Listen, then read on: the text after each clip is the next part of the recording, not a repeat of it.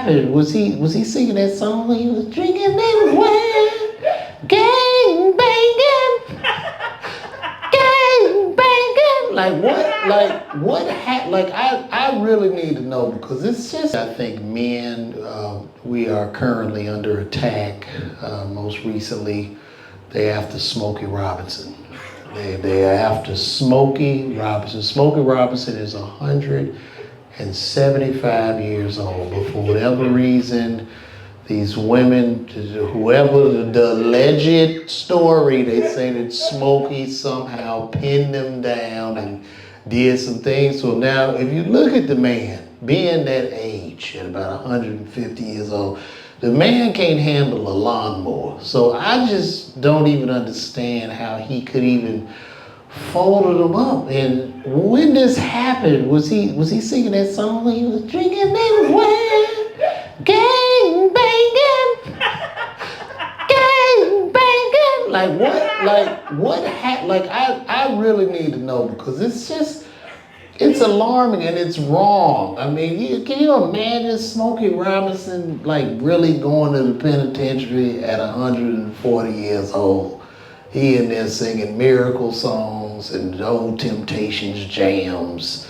R. Kelly shocked to see him. It's just too much. And even if Smokey at that age, if Smokey gets 6 months, that's a life sentence for Smokey Robinson. It's just so unfortunate. And it's caused me to fear women. I'm scared of women. I don't even want to look them in the eye because I'm thinking to myself, you know, what happens if maybe I touched a titty in 5th grade and you know what I mean? I'm 47 and maybe the titty that I touched, like, hey, remember me? Like right when I'm at the height of my career, I got to deal with this shit. You know, it's too scary. And I think it's an attack. I think it's an open attack. You know, and it started with Bill Cosby. I'm not saying he didn't do what they said he did, but it seems to be an avalanche of just black men being roped up with these allegations. And it doesn't happen until they're at the top. You know, Russell Simmons, his ass, he just left his visa. He don't even want to come back to America. And he better not, because they're going to snatch his ass up. So I don't know. Now I go to the gym. I don't look no woman in the eye. I was walking to the gym the other day, and the lady was behind me. I turned around and pulled the door shut. I didn't hold the door open for her because I didn't want her to look at me and go, yeah, I didn't want her to say nothing. You can't look no woman in the eye in the gym. You look them in the eye, then you end up on TikTok. They calling you a creep or something. It's really pathetic. And this is where society is going. Like, the world is in decline. Like, we entertained by stupid things. Like right now, they had a sperm race. They're racing sperm. This is going to be the new sport. Sperm races. And there were people gathered around and they're watching their nuts shoot off and they're like, yeah, and they're gambling on their sperm cells leaving their body. How does that look? How does that look? And we in society right now where gambling is pretty much, you can go online, you run parlays. You can run a parlay on your nut now. You know what I'm saying? Do you know how many brothers are going to be down on, you know, with no money? Now they showing up to the race, they drinking pineapple juice and fluids, trying to get their sperm to be motile enough to win the race. And what does your coach do? Does he jack you off or rub your back? Come on, we got to get them boys out of there. We got to get them working, baby. We got to do this. We got to win the race. It's pathetic. And a lot of men are going to find out because a lot of men are infertile. A lot of men have low sperm counts, sperms that can't swim. And they're going to see that. They're going to be hurt. The coach hitting them on the back. Come on, let's get them out. Whoosh, he gonna nut on the track, and he gonna see his shit's just dead. One of them dead, one of them walking in circles, one of them no motility on the tail. That's what's gonna happen. He gonna see he infertile. Now everybody know he infertile. Now they roasting him because his sperm counts are low. And this is where we are in society. That's why TikTok is dominating, is taking over. We just watch dumb shit all day. You just watch and scroll and scroll.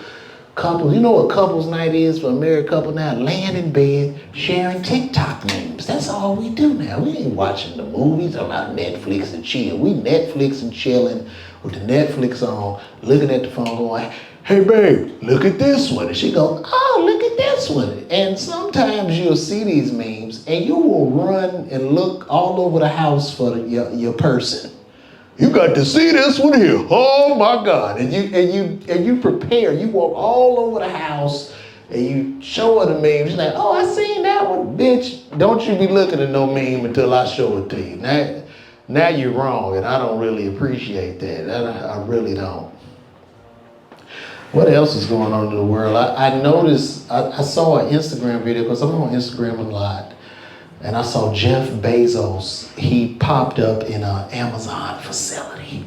Jeff Bezos. Now, I don't know if you ever worked at a job or a retail environment, but I cannot imagine the panic in that facility when they got the word that Jeff Bezos is coming. I know, like, hey, everybody, we got a meeting. All right, listen up. Let me tell you what we got going on. Jeff Bezos will be coming here. We're going to have to clean out the microwave. That's number one. Let's clean those coolers out. Let's get it together. We can't have anything out of line. And they didn't know when Jeff Bezos was going to pop up. And Jeff Bezos popped up in there, looking like a worker, walking through. He walking through. And one of the employees, they saw him, and they filmed this. The employee goes, hey, man, how you doing? He's like, hey, how you doing? Hey, man, I just want to say, man, I've been doing this for about 30 years now. You're doing a great job. That's what he told Jeff Bezos. Like he had a choice. You didn't have a choice. That's a slave greeting his master. You had to say that. What was you gonna say? Hey, Jeff, how you doing? Hey, how you doing? I'm sick of this shit. I'm living in my car. These wages are low. There's no health care. Fuck this shit. And they would have walked him out. They would have tapped him on the back. He would have had to get his little cup in his box and walk out to his car. That's what would happen. Because now we losing the middle class. Middle class is being totally wiped out. Middle class annihilated. To the point now, you're seeing people actually bragging on TikTok and YouTube about living in their cars. I saw a beautiful young lady. She was living in a storage facility. I don't know if you saw this, but she documented her day, kept her nails done, kept her hair done, and she filmed herself in the storage facility. And I said to myself, maybe if she turned off that phone, she could put a little bit of that towards rent. But no, she's filming inside the storage facility. Woman looks good, had a nice storage facility, and I'm thinking to myself, I know it's somebody going over there fucking that lady. And as a man, when you leave, I know it's real awkward. When you walk out of that storage facility, you gotta pull that garage door down. Say, all right, baby, good night. I'm gonna get on out of here. What a great crowd. I wanna welcome the other three of you for coming out. Thank you guys. This is a nice little speakeasy we got going on here. Let me see what else I got. I'm gonna edit this good. Wait till you see the laugh tracks I put on this motherfucker. It's gonna seem like a cap cut. It's gonna seem like this shit is packed. Don't y'all worry about it. Why do homeless people use two hands to drink? You know what I'm saying? I've never seen a homeless man drink with one hand. They always... Okay. I'm gonna keep going down the list here. I saw Michael Jordan's son get arrested. That was interesting. Got arrested on the train track. I guess he might have been coked up with a white woman. Got out the car, told the cop, I'm Michael Jordan's son. That's what he told the police officer. You lousy motherfucker. I'm a Michael Jordan fan. And if I would have had my Jordans on and I'm that cop, I'm like, you piece of shit, get in the back of this fucking car. How you gonna do your dad like this? You out here coked up. Meanwhile, Bronny is in the NBA and you on some bullshit. I like that old Bronny James. I'm with it. Hey, you know, Bronny, You know, he did pretty good this season. He's averaging, he did 1.4 games in the league. Is that right? Was it 1.4? You know the stats? Anybody? No, but he did his thing. But Jordan is definitely my GOAT. I like Michael Jordan. And Michael Jordan, the thing about it is this. I feel that LeBron, as an overall man, family man, friend, father, and basketball player, is greater than Jordan overall. But just straight basketball is Michael Jordan. And the reason being is because Michael Jordan is a fucking psychopath. And the level of psychosis of being Michael Jordan, that's just not healthy. You know, he gambled with it. He gambled with anybody. Nobody can beat him doing shit. You know, if you eat a sandwich with pickles, I bet you I can eat more pickles than you. And then he take the shit personal, and it causes chaos. Now, I noticed when Mike got this sickness, I was watching the Michael Jordan, the 30 for 30 documentary, or whatever that is on Netflix. And this is when I knew Michael turned to a psychopath. They were interviewing his daddy, James Jordan. James Jordan was on the news, and James Jordan said, you know, my son Larry, real good with his hands to do anything. Michael come out here with a tool or something. I said, boy, go on back in the house. You ain't gonna be nothing. And that's when Michael Jordan turned to a psychopath. He said, fuck this. Because you gotta have kind of a fucked up father to be great at shit. You can't have a nice daddy. Either your daddy gotta leave you or something, you know? I was thinking about this shit with my son. I'm in my son's life. Most great men don't have fathers. And you know what I mean? Like, I was just with him the other day being all nice and shitty in the back of the car, and I was like, man, I should leave him. If I leave him now, he 10, that hatred for me will make him way more successful. He's like, fuck my dad, I hate that motherfucker. And like, when he gets successful or open an Amazon up or go to the league, that's when I return. I pop back up. NBA or NFL draft. I say, hey son, it's me. Fuck you, man. You left me and mom. But I look at it, I said, boy, I did that for you. If I would have stayed, you could end up being a warehouse worker or something like that. But you needed that chip on your shoulder to be more successful, boy, throughout history. That's what happens. That's what turned Kobe into a psychopath. You know, him and his father, it was a strained relationship with Joe and Kobe, because, you know, Joe wasn't even at his championship games. They wasn't even speaking. And that turned him into a psychopath. He just focused on the game and just being the greatest and shitting on people. It's just, he's giving us pain. And because we are selfish humans, we're entertained by that. We didn't care about the grief and shit he was going through. We were like, nigga, dunk the ball. Kill these motherfuckers on the court. And that's why in today's NBA, it's much softer. Because all these niggas had daddies. Not only did they have daddies, they had rich NBA fathers with white mothers. That's why the whole league light skinned now. Have you noticed that shit? Like, it's a whole mulatto league. All the players look racially ambiguous. You don't know what the fuck they are. And they all nice to each other. They're nice and kind and hugging each other and shit. And I don't want to see that. I want to see motherfuckers fighting, you know, ripping each other's hearts out, shitting on one another. That's what I want to see. This is a great show. I don't even care. You know, just to be this comfortable to talk to y'all, like, you know, you know, with only, back in the day, when I was a young comic, I was like young, doing super urban shit. I'm like, man, y'all ain't got no DJ. And I'd be up here dancing and shit. But now that I've grown and matured, this is much, much better, I tell you. My son is in private school. I got him in a Christian school. You know, he's in Christian school. I was late on tuition. So I asked him to forgive me. Do what Jesus would do. I'm Catholic. And today, I just found out what the Pope did. I was baptized Catholic. I never knew what the Pope did. I never knew the Pope's purpose. Like, what what's the purpose of the Pope? All I've ever seen the Pope do is fucking wave and wear pimp outfits. But I never knew that the whole time of being Catholic. I didn't know. And a friend of mine was like, man, being Catholic, that's a cult. I'm like, no.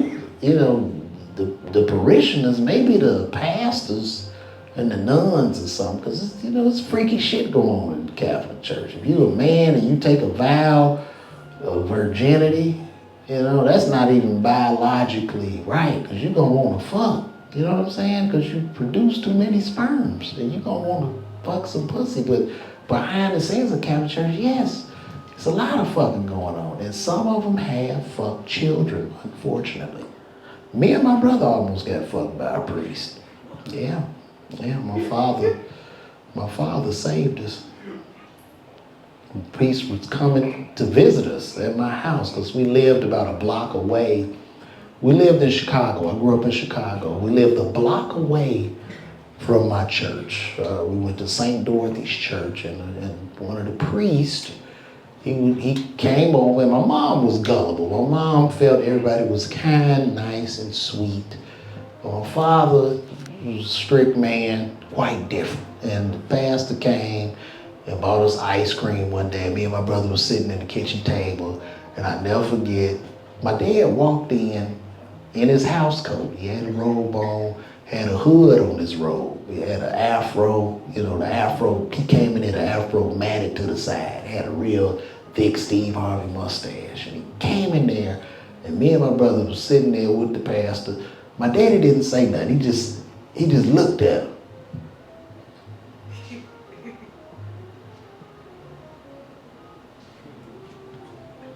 And he never came back.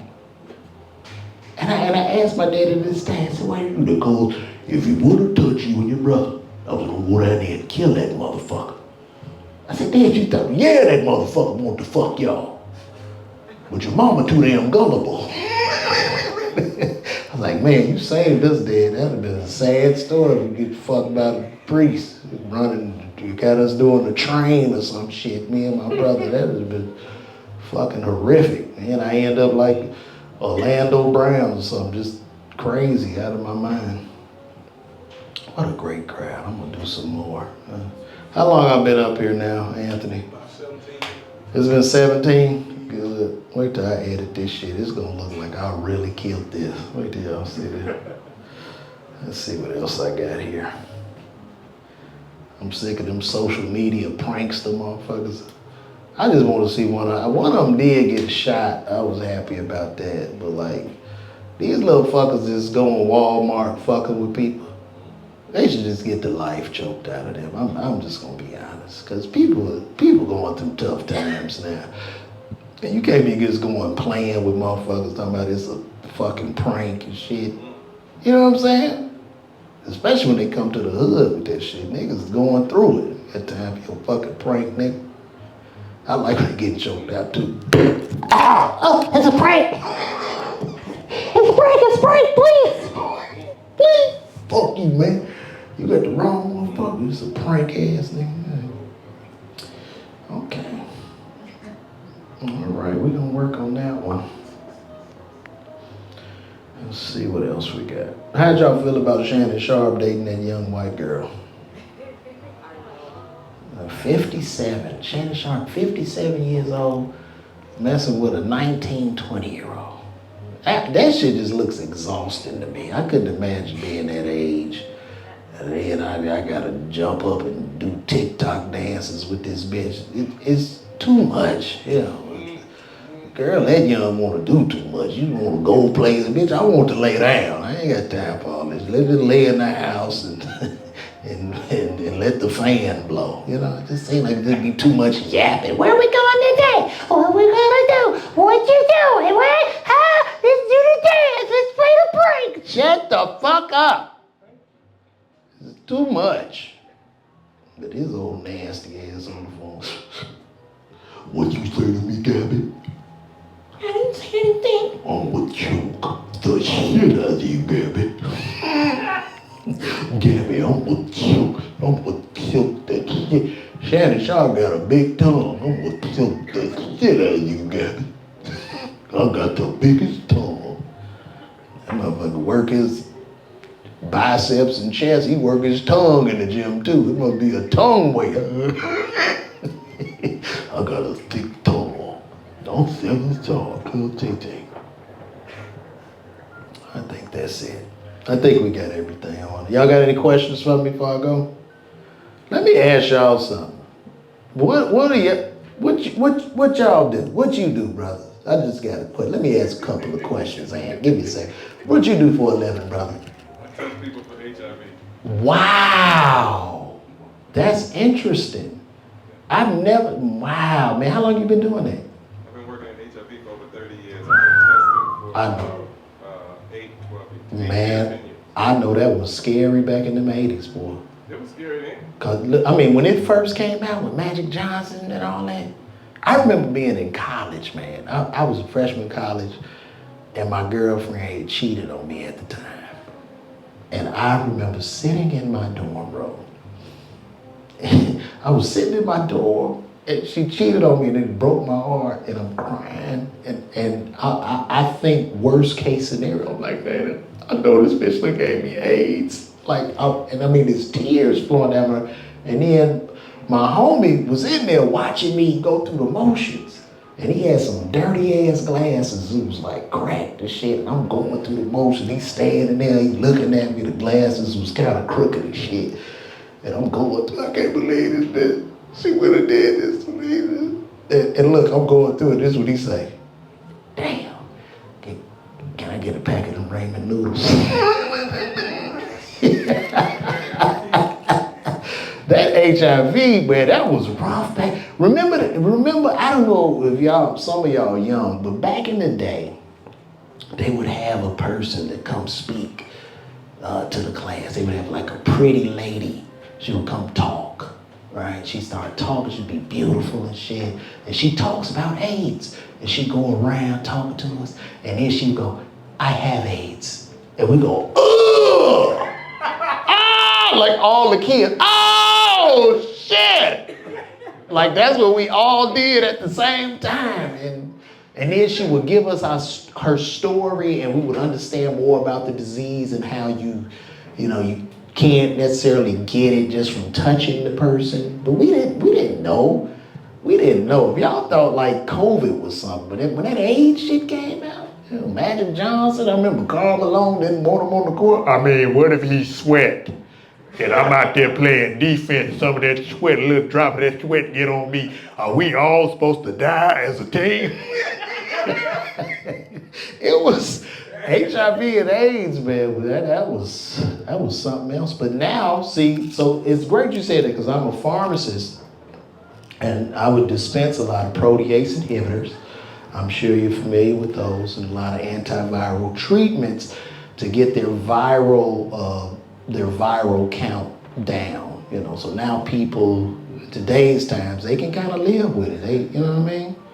They can live with it for a very long time, as we see Magic Johnson, who is very healthy.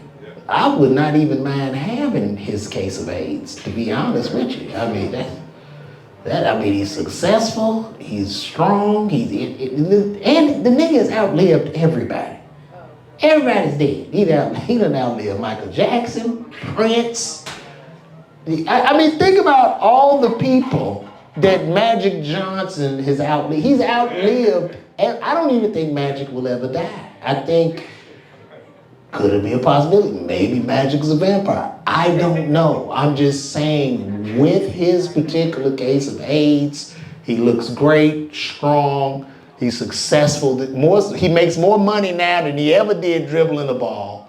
I mean, it sounds pretty good. It was shocking to me how HIV and AIDS took a backseat to COVID when COVID came out. Remember? HIV and AIDS was just, it was more important. You wear your mask. People out here fucking, they ain't thinking about no HIV. You put your mask on.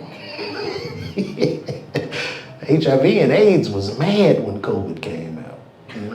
Because HIV and AIDS was always the top disease. They was jealous of COVID. Man, fuck COVID. Whole ass COVID.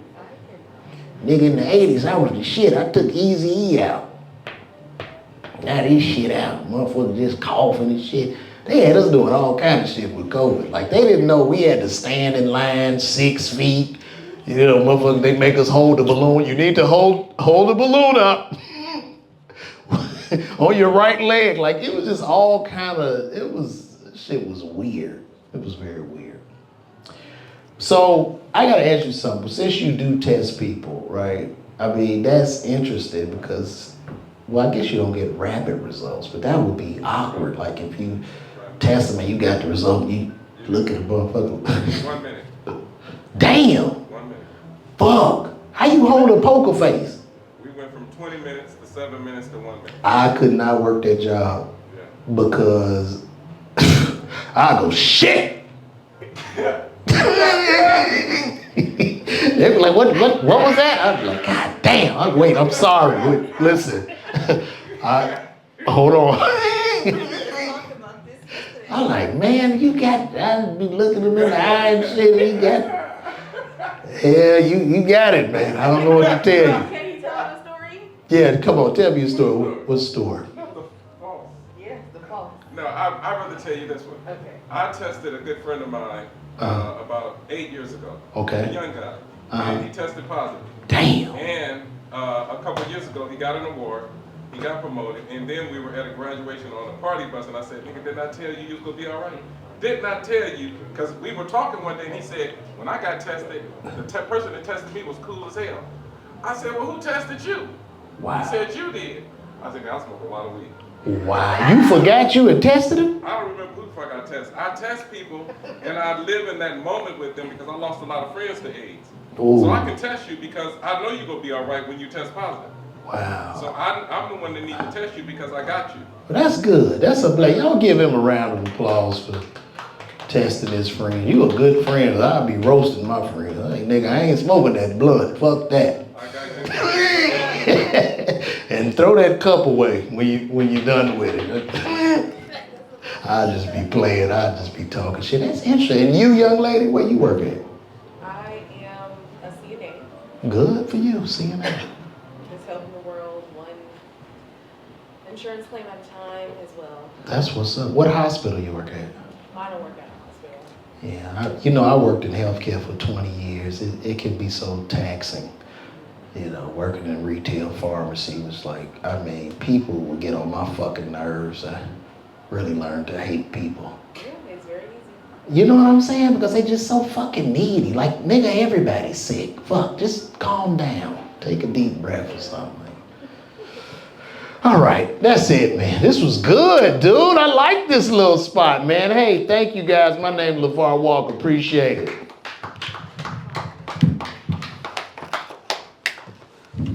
LaVar Walker, everybody. LaVar Walker, everybody. Woo! I meant to have some music queued up, but I ain't get paid to be the DJ tonight. I'm just the host. LaVar Walker, everybody. LaVar Walker, everybody. Yeah! Woo! All right, that was a treat. That was a treat. Now for the real treat. We love y'all. We appreciate y'all supporting local comedy. We're gonna give y'all a great performance. We just asked y'all.